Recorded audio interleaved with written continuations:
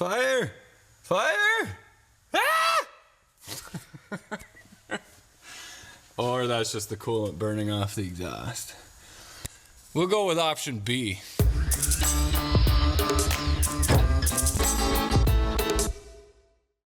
Okay, so this truck has a pretty neat story. It's got 580,000 kilometers on the odometer, but that's actually 1,580,000. So another 20,000 kilometers and it's 1 million miles. So it'll be in the Million Mile Club.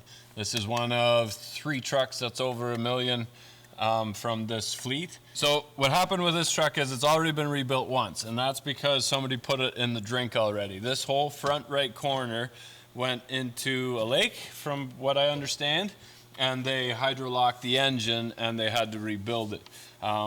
The owner of the fleet then bought this truck after it was rebuilt, and somebody did a shoddy job rebuilding it, so he ended up having to take it apart again and fix it again then. I don't know how many kilometers were on it since then, or when that was done, but it has been rebuilt because of driver error. Now, this one, it came in with an engine fire, and that's because the number 6 exhaust manifold is leaking, and it pointed hot exhaust at the firewall. They were pulling a 30 or 35 foot trailer up a hill, and the driver noticed smoke coming out of the vents and pulled over to the side of the road, and when he opened the hood, he said the flames were licking the top of this already, so it was coming up. He used his fire extinguisher to put out the flames, but the insulation was still on fire. So in the meantime, the fire department showed up. I guess they must have showed up pretty quick and got out their hose and just soaked the engine with water. They disconnected the batteries right away and made sure that the fire was out, and then said, well, get a tow truck because this engine's toast, if you can imagine what firefighters do with their hoses. The driver actually put the battery post back on again, turned the key, and it fired right up, and he drove it off the road. He did get it towed because he wasn't sure, but what happened is all the loom, you can see here, the loom just melted, but the wires themselves were still okay.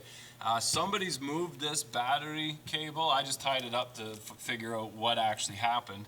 I tied this battery cable up. This is a really bad spot for this cable, because if this would have fallen on the exhaust because the cable ties melted and it was loose, it would have arced the batteries, and that would have started an electrical fire, and that would have been a lot more difficult to put out. So we're going to reroute that to the front. There is actually the holders right here. This is where the battery cable is supposed to go, and it's a much better spot for it. So we're gonna move that wire. It's pretty funny though that that the firefighters hosed the thing down and it still started again. Now, most of the important stuff are on the driver's side of this engine, and it happened more on the passenger side here, so that probably saved them. We got a new manifold from Cummins. The owner likes to go back to stock for the most part. We're not doing any upgrades, any fancy manifolds or anything. It melted the pyro. We'll put a new pyro in it. The manifold from Cummins was only $360, which is completely reasonable. All new gaskets, all new bolts. We've got a new insulation thing for the back, and I'll put that on as best as I can. The problem is that when they build the trucks, they put the insulation on first, and then like your AC dryer lines, your brake booster, all the wiring, all the pedals, everything comes through holes that are already in that insulation. So I might have to just replace the piece that got burnt and overlap it with the section that's fine. With this truck having over 1 million on it, I don't see the point in pulling everything off and doing it properly. But we'll get into that, and we'll figure out that as we go. So it's not as bad as we originally thought, and even though it was on fire and in a lake, it's good to go back to work again. So here we go. All right, so all these manifold bolts came out really easy. The only ones that didn't were the ones holding the turbo to the manifold. So the hardest part about this job is actually just not bashing Ford the entire time you're doing. Things you won't hear a Ford mechanic say is, oh, I'll just pull the turbo off with the exhaust manifold really quickly. Or it's not going to be that expensive because everything's really easy to get at. or pull the cab off. What are you talking about? Really, this is very straightforward. Take your bolts out. Turbo, if it doesn't come off easy here, then just pull the clamp off. 2 little 10mm bolts holding the oil drain on, and take your feed line off. 1 little plug here, just quickly unplug it, and we should be able to pull the manifold right out. I'm gonna eat my words as I videotape me actually doing it, and we'll see what happens. Here we go.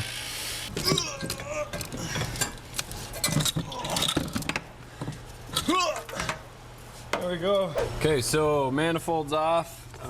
We just took all the insulation off at the back there. You can see where you can see really clearly there where the exhaust was hitting it, even after it stopped burning, or probably burnt a hole in there a long time ago. Took it all the way over to the other side, but not completely, just to where the insulation, there's a row of bolts. So we'll put it over top. The bolts hold the insulation to the steel, and we'll leave it so that both of them have the holes going through, so both still have the row of bolts. So essentially the firewall there, the insulation will be in 3 pieces. 1 piece underneath there where all this shit goes through it. Kind of, I only have to disconnect the heater core hoses to pop the insulation over that, and then we leave all that crap alone. We'll clean up the exhaust manifold surface area just with a little die grinder with a buffing pad. And to cover up the exhaust ports, we just use little wet naps. Both my kids are out of diapers now, but these things are awesome. They're wet, so they hold the dust and the dirt really well. They smell great, and you can use them for anything. And yeah, highly recommend Costco, like 1 million of them for $8. So clean it up and start reassembling. Here we go.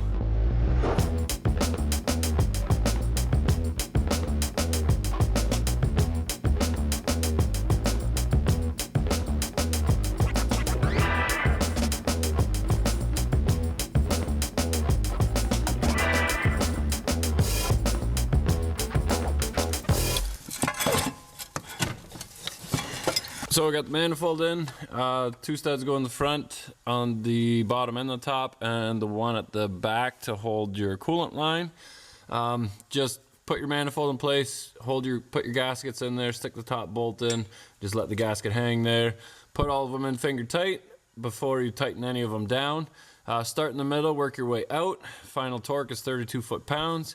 Same with the studs and the bolts holding the turbo to the manifold, 32 foot-pounds. Even though you can't get a torque wrench on it, just tighten it so that it doesn't come loose. The 2 bolts for the oil drain on the bottom of the turbo are 18 foot-pounds. Anything with a 10mm head generally is 18 foot-pounds. And put the shield back on, and we'll put the coolant lines back on, and button everything back up again. Really, you guys don't need to see that, but we'll take this thing for a little test drive and then go from there. So really, that is about it. This is a nice job. It's not frustrating. I didn't swear. I did it in between watching some football. When I first started in mechanics, every mechanic knew the Detroits and the Cats and the Cummins, and then they were able to fix them because they were all simple. Then they got more and more involved as the turn of the century there, 2000, and now there's specific guys. One guy that knows the Cummins in and out, one guy knows the Detroits in and out, and one guy knows the Cats in and out. It's hard to know absolutely everything about every engine now because they're all just so complicated. We're still gonna keep it running. I got lots of life left in it. We're gonna bolt this up, take it for a rip, and it'll be hooking on to trailers again next week. All right, we'll start it up, make sure that everything is okay.